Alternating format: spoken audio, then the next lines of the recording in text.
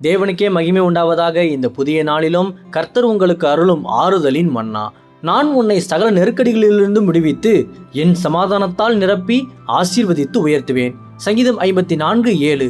அவர் எல்லா நெருக்கத்தையும் நீக்கி என்னை விடுவித்தார். கிறிஸ்துவுக்கு பிரியமானவர்களே, உங்கள் வாழ்க்கையின் எல்லா பக்கங்களிலும் நெருக்கடிகளும் போராட்டங்களுமாக சூழ்ந்து இனி தப்ப வழியே இல்லை என்று நீங்கள் கண்ணீரோடு கலங்கி தவிக்கிறீர்களா? கவலைப்படாதீர்கள். இன்று கர்த்தர் உங்களை நிச்சயமாகவே விடுவிக்கப் போவதாக வாக்களிக்கிறார். தாவீது தன்னை சுற்றிலும் மரண பயம் சூழ்ந்திருந்த கடுமையான நெருக்கடியின் நேரத்திலும் ஜீவனுள்ள தேவனை முழுமையாக நம்பி மெய்யான விடுதலை சுதந்திரித்துக் கொண்டார். சிங்கக்கெபியில் தானியேல் தள்ளப்பட்டு மாபெரும் நெருக்கடியை சந்தித்த போதும் தேவன் அவனுடைய எல்லா உபத்திரவங்களையும் நீக்கி அவனை ஆச்சரியமாக விடுவித்தார்.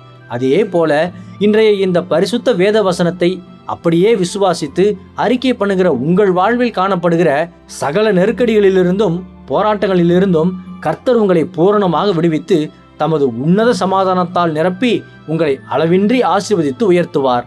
கர்த்தர் தாமே இந்த வார்த்தைகள் மூலமாக இன்று உங்களை ஆறுதல் படுத்தி ஆசீர்வதிப்பாராக. ஆமேன். அல்லேலூயா. ஜெபிப்போம். என் அன்புள்ள பரிசுத்த பரலோக பிதாவே, இந்த புதிய நாளுக்காக உமக்கு ஸ்தோத்திரம்.